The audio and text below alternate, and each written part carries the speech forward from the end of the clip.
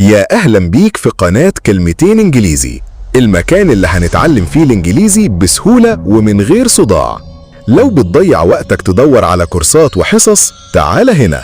كل يوم حكاية، وكل حكاية فيها جملة، وكل جملة هتفيدك في حياتك. النهاردة داخلين على المطبخ، يلا نشوف هنقول إيه بالإنجليزي لو كنا بنعيش الموقف ده. Mom is in the kitchen. She is cooking dinner. I can smell the food. It smells good. My sister is setting the table. We will eat together soon.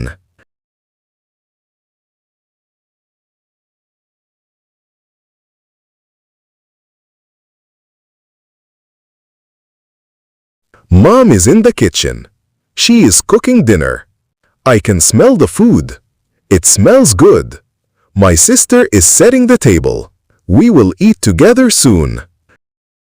يلا هنترجم جملة جملة مع بعض.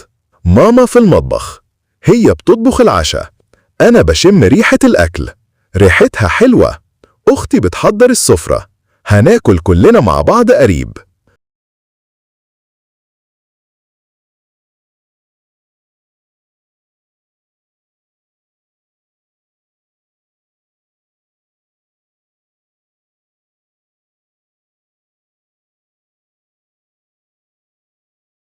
شرح القواعد.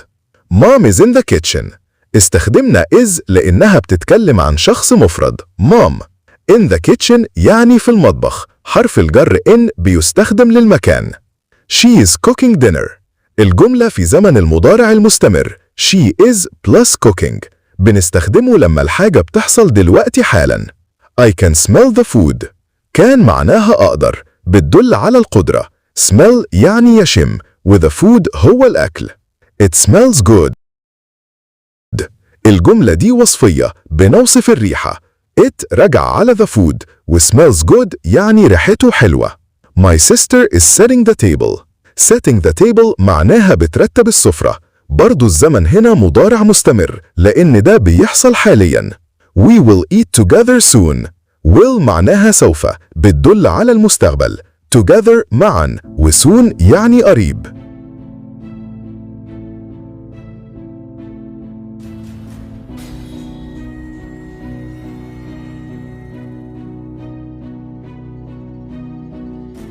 عمل اختبار. اختر الترجمة الصحيحة. 1. She is cooking dinner. ألف، هي بتغسل الصحون. ب، هي بتطبخ العشاء.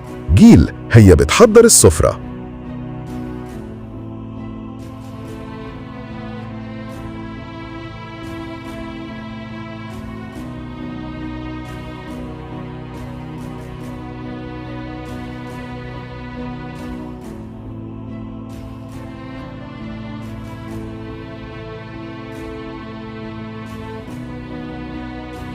اتنين، أكمل الجملة.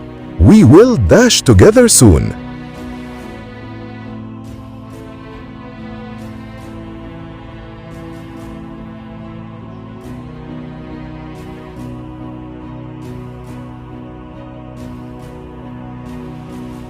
تلاتة، It smells good معناها ألف، شكله جميل.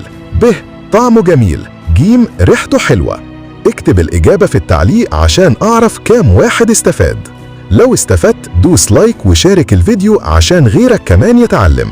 واشترك في القناة كلمتين إنجليزي وفعل الجرس عشان توصلك الحلقات أول بأول. استناني في الفيديو الجاي لأننا لسه ما بدأناش.